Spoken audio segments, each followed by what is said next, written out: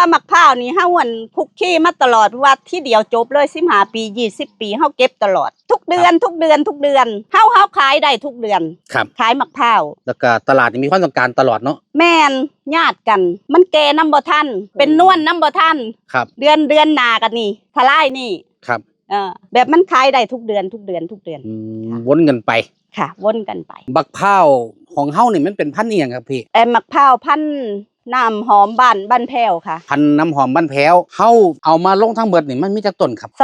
250กว่าต้นค่ะ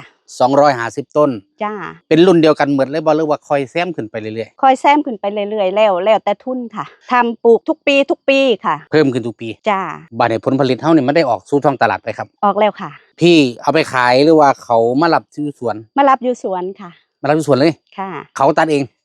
แล้วก็มาเลือกเองเลยค่ะอ๋อผู้ซื้อเขามาเลือกเองจ้า